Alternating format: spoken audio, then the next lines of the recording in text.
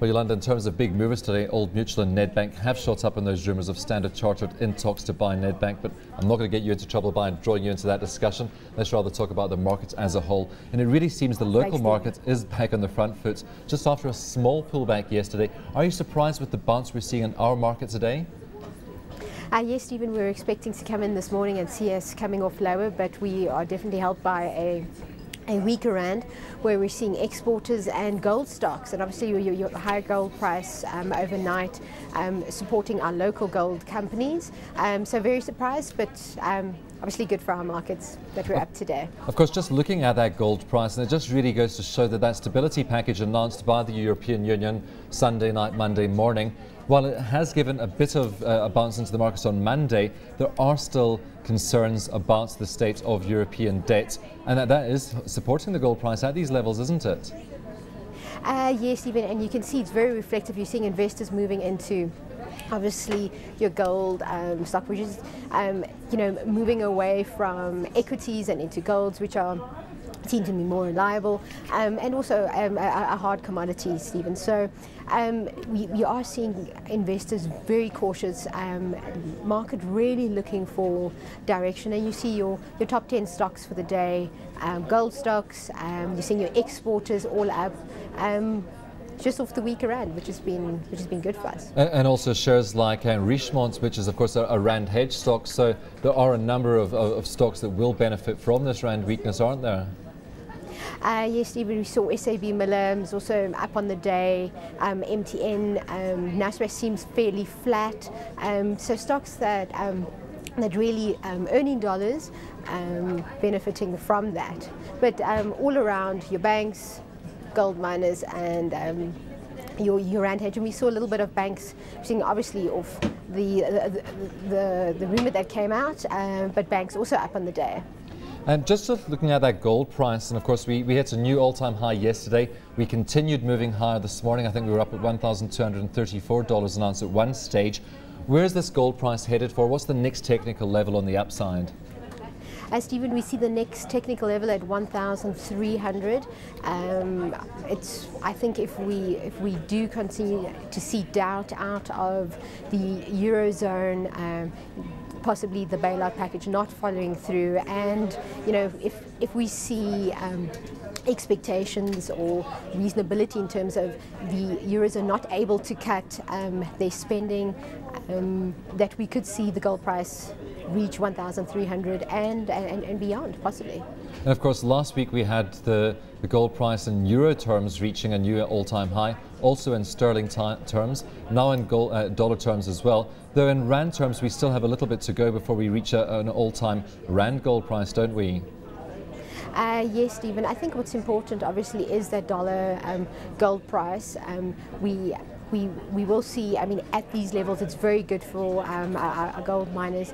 It translates, even at this level, the rand dollar price at about 296,000, which is still positive. It's above the 285,000 mark.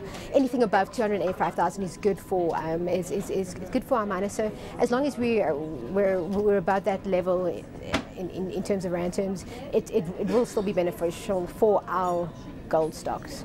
Just looking at some of the results we've had out this morning, and I think the market's also taken them quite favourably. We had numbers out from Spar Group, and it's shown a strong rise in turnover and in profits, and of course its dividend as well for the 6 months to March. How have you viewed those results from Spar?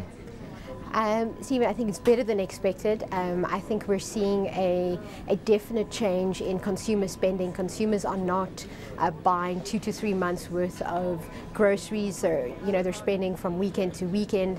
With the shortfall in terms of discretionary cash, with job losses.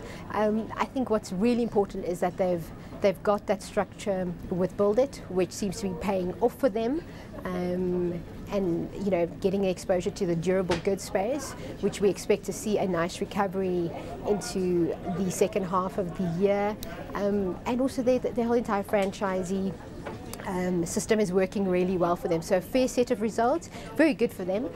We've had a hold on the stock pending obviously these results that come out, so we could see some earnings upgrades coming through.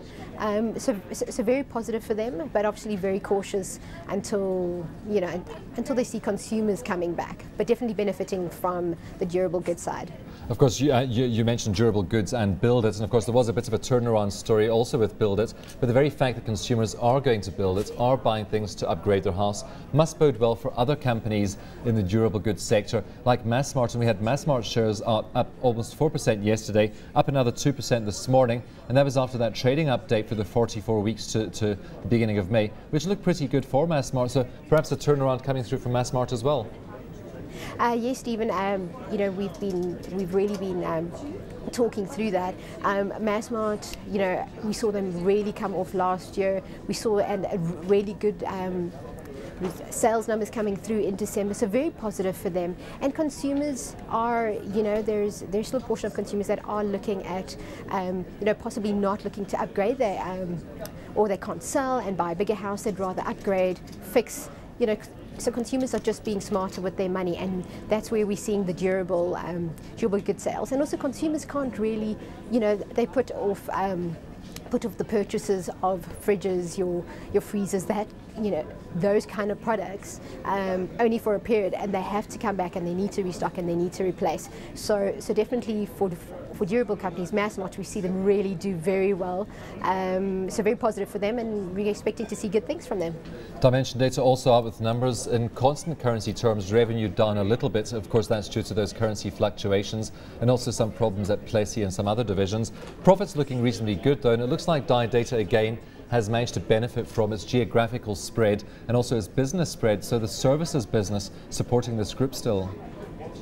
Exactly, Stephen. I think what's really important when you look at those numbers, obviously in dollar terms, they were up 11%. The revenue's been driven by the managed services section. Very, very good numbers for them. We do, however, prefer data tech to Dimension data, but what's also going to be really important is if we're looking forward to Cisco's numbers that are going to be out overnight. That will really give an indication in terms of earnings forecasts and what Cisco is going to be doing in Asia. Obviously Asia story very important, but yes, positive numbers, very good for them, and they seem to be on track in terms of reaching their goals in terms of their earnings. So very good numbers, Steve. Yolanda, we have to leave it there. Thank you very much for your insights this afternoon.